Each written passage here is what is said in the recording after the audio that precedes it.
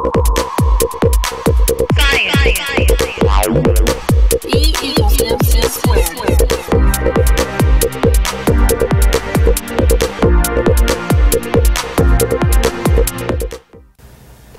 to Behind the White Coat, Conversations with Los Alamos Scientists. I am your host, Carol A. Clark, and my guest today is Mr. Jim Fallin. He is Director of Public Affairs for the Los Alamos National Laboratory. We're pleased to have him here. Jim, welcome. Carol, thank you. It's great to be with you. Now, let's start at the beginning. Where were you born and raised? Just down the street in Albuquerque, New Mexico. Amazing. Yeah. Very close. It's about an hour and 45-minute drive south of here. If everything's working in your favor, traffic-wise and otherwise, that's right. And so you were born there. Did you have siblings? I have. I'm one of 7, and I guess I would want to say that although I was born in Albuquerque, I was raised a lot of different places. My dad had a career in the Navy, and we followed him around, of course. And then when he retired, we ended up back in Albuquerque at a time when I was ready to go to junior high. So I did junior high, high school, my university studies. I'm a UNM grad, a Lobo, and very proud of that fact. And then I did my own Navy career and have since come full circle back to my home state of New Mexico. Very happy to be home. Now, when you did your own Navy career, where were you stationed? Where did you go? Where did you serve? Lots of different places. And I guess there's a long version of the story and a short version, so I won't bore you and your audience with all the details. But ship's company on USS Enterprise, our nation's first nuclear-powered aircraft carrier. That was my first tour duty. From there, went to the University of Oklahoma to begin my work in communications, advanced communications theory. From there to Dallas, Texas, and then on to Gaeta, Italy, for 2 years, where I was a member of the Commander 6th Fleet staff. I was an assistant public affairs officer with that staff. Habla Italiano? No, only enough to get myself in trouble. So we don't want to go there. I'm glad you did, because that was half Spanish, half Italian. Right. Okay. Well, I wouldn't catch you on that. And then first tour at the Pentagon. From there to the Naval War College, where I got my master's in national security. From there to Coronado, California, Coronado Island, California. Beautiful. I was the spokesman for the Navy SEALs for 3 years. Wow. After that, back to the Pentagon. They say if you don't get it right the first time, they bring you back. So I went there for a second tour. I ended up being a military assistant to Ken Bacon, who was the spokesperson for Secretary Cohen when Cohen was the Secretary of Defense. Wow. And had the privilege and great honor of also serving as an assistant press secretary for Sandy Berger at the National Security Council. So I guess that's probably the short version of my my Navy career.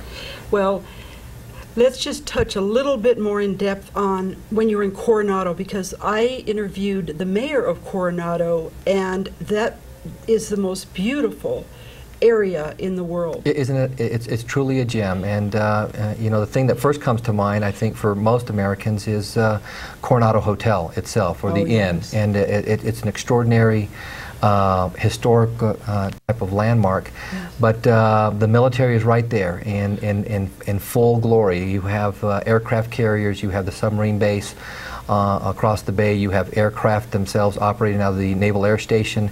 The Navy SEALs were over at the Naval Amphibious Base, so the U.S. military is there in a big, big way. Before we touch before we come back to Los Alamos, can you tell me a little bit about when you were press secretary, assistant press secretary to Sandy Berger? Yeah, we were talking before they started rolling the tape, and you said how exciting that might have been, and I said, well, exciting is one word that comes to mind, but it's also fairly relentless, and it's a big job, and it really does have a way of testing your mettle. But I was, again, as I said earlier, I felt very privileged to have the opportunity to work at such a high level in the White House under President Clinton and Sandy Berger. There were some trying moments and times, but it's one of those maturing experiences, and it really does give you the opportunity to kind of see what you're all about. So I look back on that experience as one of those large educational opportunities. Were you in that position during the time that the heat was really on? Depends on what you're talking about when you say heat. Yeah, Lewinsky heat? No. Okay. And as a person who was working national security issues, I wouldn't have gotten involved in any of all of that, quite frankly. But we did the Kosovo operations, several other kinds of international flare-ups, to include Pakistan, etc. So it's very presidential when you're up at that level of governance, and to see the interaction, the interplay between the White House, the general public, Congress, international political figures. It's, as I said, it's quite compelling and quite relentless at times. It's nonstop. It had to be just fascinating. The people I imagine you must have met and worked with and interacted with. Yeah. What a wealth of experience you bring to this laboratory. They're lucky. They're very lucky. As a journalist, my job is to try to immediately get news wherever it breaks. Sure. Your job is to make sure that that news is accurate, but also that nobody or that something isn't jeopardized or Right. or something like that. Can you talk to us, maybe explain what the role of public affairs is between the laboratory and the public and the media, but why sometimes things are so critical and can cause so much damage if they're opened up to the public at the wrong time or too soon? Sure. I mean, there's so much to discuss when on the subject that you've just gone to. I guess I'd begin by saying that for anybody who works in public affairs and is a professional communications type person, you have only one thing, one commodity, and it's your credibility. And along with credibility is honesty. And if you ever lose that as a spokesperson or as a communications professional, then you might as well find something else to do in life. Because once you have lost the faith and trust of the press and hence of the American public, you really don't have a future in dealing with matters related to public affairs. The thing I find most encouraging and invigorating about being here at Los Alamos is Director Nanos is absolutely committed to openness, transparency, and honesty, and those are the three things that I hold nearest and dearest. But there is a healthy tension that exists, as you alluded to earlier. There is a healthy tension and/or dynamic that exists between your needs as a journalist, your needs, wants, desires as a journalist to get the story first, to get an exclusive, to get as many facts and details as you possibly can. And we on the other side of the phone who have to ensure that what is said is factual, does not compromise or cross lines when it comes to classified type information, and that it's information that is really ready to be talked about. So there is typically this tension between working journalists and public affairs officials, because we would like to put out information that is responsible, responsive, and true to fact. And journalists have to judge for themselves, because you're the arbitrator. You're kind of the go-between between we who represent an institution and the general public's best interest and the other versions of the stories that might be out there. So I respect that. I think it's healthy. In a democracy, I don't think that any of us should ever shy away from public debate and from differences of opinion. But at times, that also plays to us being public affairs people not being able to say as much as we would like to say at any given moment, because the facts just don't mature as quickly as the media need them in certain instances. So we have a... And those are the moments when something like that happens, that the public will begin to say, what's the secret? They're hiding something. Right. What is it? Right. And this is what I'm hoping that we can dispel, we can open up. Right. That it's not necessarily a case of wanting to hide something, because you know sooner or later it'll get out. Yeah. But it's just, I guess, having it come out at a point where the least damage will be done to some situation. Yeah, Carol, I think it would be helpful for your viewers to understand that the philosophical foundation or underpinnings of the lab's public affairs office is we want to get information out as quickly as is responsible and as is possible. And so we will work extremely hard to make sure that we're being engaged, that we're putting out information. Quite frankly, we would, I don't care if the news is good, bad, or indifferent, we want to be the first ones talking about it. And what we find even today is, even with that philosophy and with the philosophical approach to reporting news, we find that a lot of times reporters know more than we do, because people are taking it upon themselves to make phone calls, to send emails, to send letters.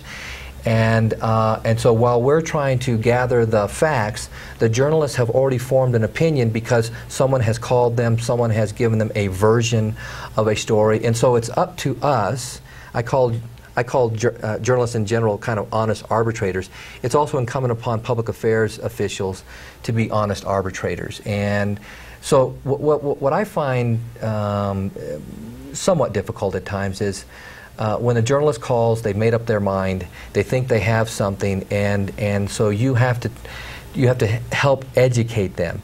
And you may spend an hour with a journalist and only get a single line in a large newspaper article, or a short soundbite in a long vignette on the evening news, and everybody else gets to tell their version of the story as well. So, you know, what the public needs to understand is they need to become better consumers of the news. I would make a distinction between the evening news on the national affiliates and those who do other types of news broadcasts for entertainment's sake. And I would make a distinction between various newspapers too. And I'm not going to get into pointing fingers, but the fact is I've heard lab staff ask, why don't we see more good news about Los Alamos in the newspapers? And that is a real concern for lab staff. My response is, we're putting the releases out. We're offering journalists the opportunity. We're in the hundreds of press releases at this point having to do with good news about lab staff, about lab accomplishments. Good news doesn't sell very fast. Bad news sells real fast. And I would ask the staff at the lab and your viewers, how many of them read more than one newspaper, how many of them watch more than one news broadcast, and how many of them subscribe to news types of materials that are outside of the mainstream. And you know, if one takes the time to do a rather larger sampling than just relying on one source for their news, I think people would see that there's a big universe of news reporting out there, and we all have an opportunity to kind of pick what we like and pick what we don't like. And as a public affairs official, I'm always wanting people to allow themselves to learn the landscape of news reporting so that they too can become better connoisseurs, if you will, better at discerning for themselves where the facts lie and who's a reliable journalist and who maybe isn't so reliable a journalist. And you can only do that by exposing yourself to a broader spectrum of news reporting. See a story and then read about it in a variety of different publications. And I think what will leap off the page is people tell the same story in differing ways. And journalists... Slanted. Well, you know, I don't want to get into any kind of negative kind of connotations, but you know, one of the underpinnings of fair journalism is balanced journalism, and that's giving everybody a chance to tell their side of the story. And you know, and I've often looked at headlines, not that we need to just talk about newspapers, but headlines are attention grabbers in most cases, and I don't know how many times your viewers, like myself, have read a headline and then read the lead of a story only to think to yourself, well, that's kind of disconnected. I don't see that this story is, so that headline really is about this story, and the deeper you read, the more you feel like, well, wait a minute, that headline wasn't, didn't really capture it. And All in all, though, having said everything I've just said, all in all, I think that most journalists are extremely fair-minded. I think they approach their jobs with great resolve and responsibility, a sense of responsibility. Mm-hmm. We in the Public Affairs Office feel the same way about ourselves. Well, I would also think that in the case of the laboratory, there have got to be times where if something came out, it would be of benefit to the bad guys, and that to me is a very big issue, because you know, we're Americans. We love our country. We do not want any terrorists to do anything to our country. We don't want to give them any help in any way. And yet, if a story comes out, we may not understand that what we're doing by reporting it, or at least reporting it too soon. So those are issues that the public probably needs to think about as well. Yeah, you know what, under Director Nanos's, I can't say enough good things about Director Nanos and the way he has opened up communications and the way he has engaged this community, the institution, the lab itself. His plan for excellence. His call for excellence in all things. What a true professional and a man who's going to move, a man who is moving this institution further. His litmus test, and he doesn't have to say this to me because I've watched him. His litmus test is for public affairs is, we are not ever going to be allowed, nor would we want to be allowed, to be in a position where we don't want a story told because it's embarrassing, or we don't want a story told simply for the fact that we would prefer it not be out there. The fact is that the only legitimate reason that public affairs would withhold facts or ask a journalist not to run with a story is when it has classification implications, or when it has security implications, or when there's an ongoing investigation that might be compromised. I think that any reasonably minded person would agree that that calls for measured kinds of steps, and we do that. I mean, lives are at stake. Lives are at stake, but people need to understand too that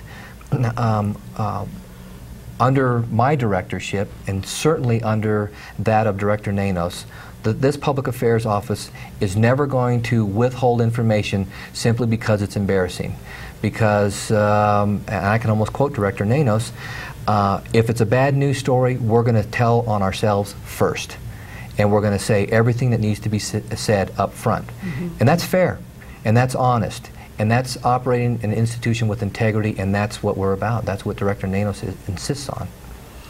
Your public affairs, you are the director.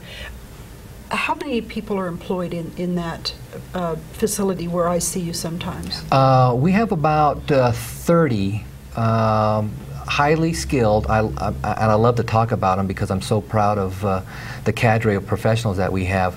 As a matter of fact, when we were developing our strategies, our goals for this past fiscal year, it occurred to me one morning when I was contemplating who I have working for me, the caliber of professional that I have. I have former print journalists. I have a gentleman who has won an Emmy, who's been a broadcast journalist for national TV.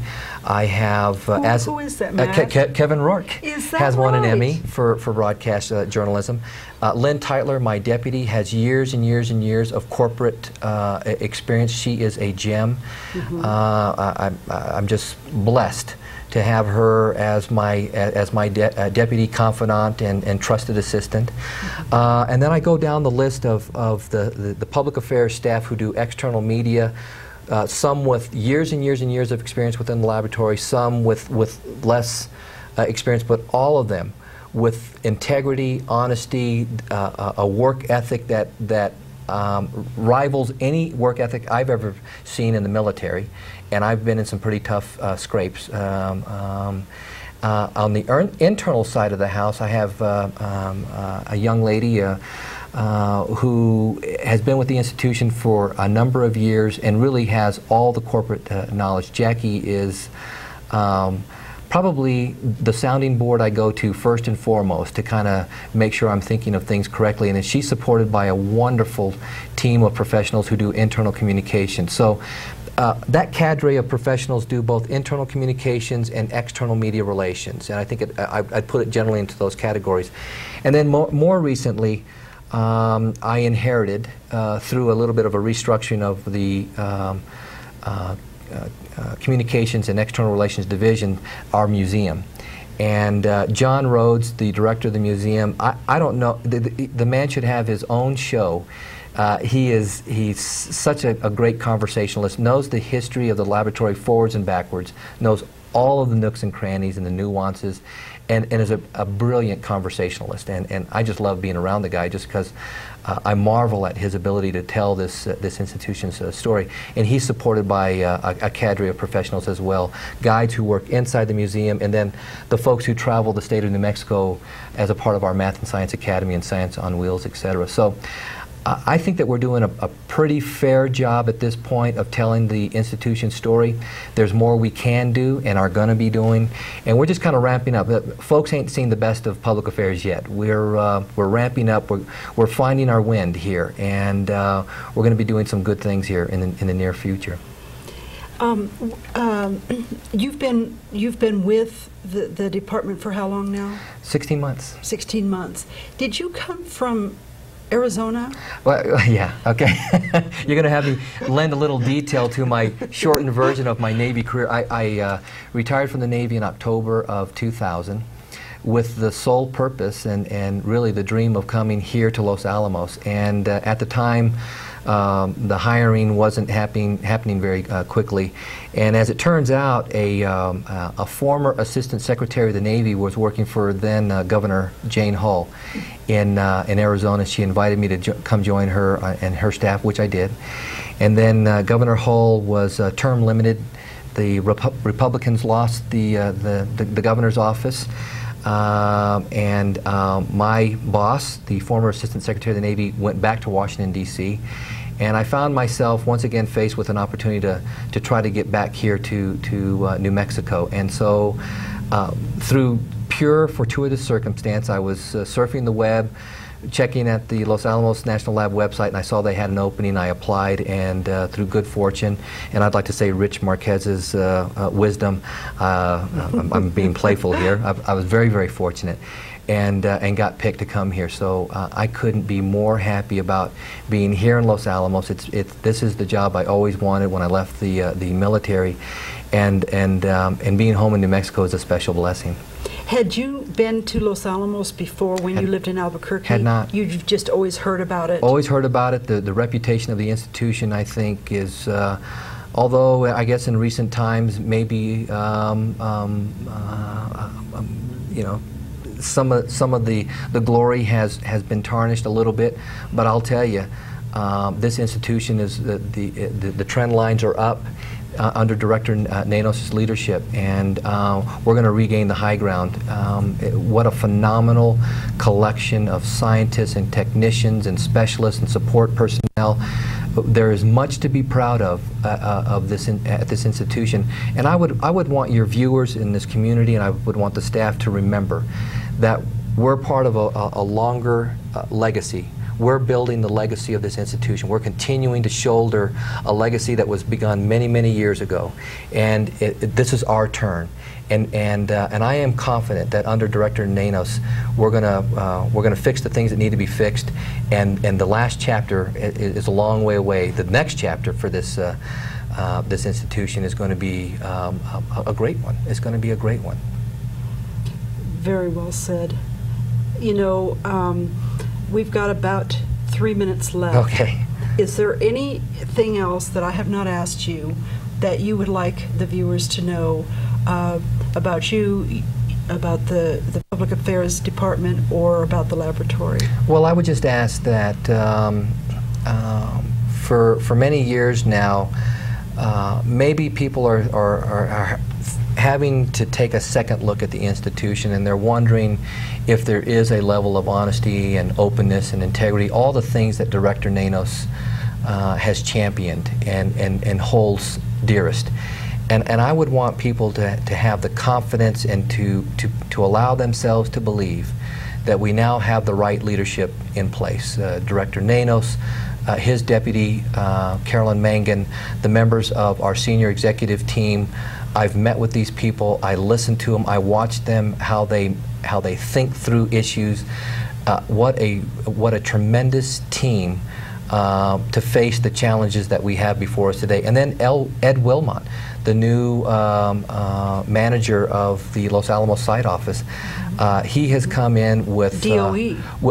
Representing the NNSA, DOE. NNSA, yeah. Has come here and talk about a gentleman who's got a bright outlook. He comes here with years and years and years of experience, but there's this positiveness that surrounds Ed,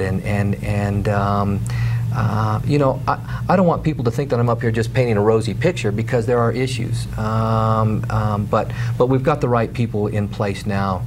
We're going to meet the challenges. It's better days are ahead, and it's going to take community support, and it's going to take the same type of leadership that Nanos has already provided, just continuing that.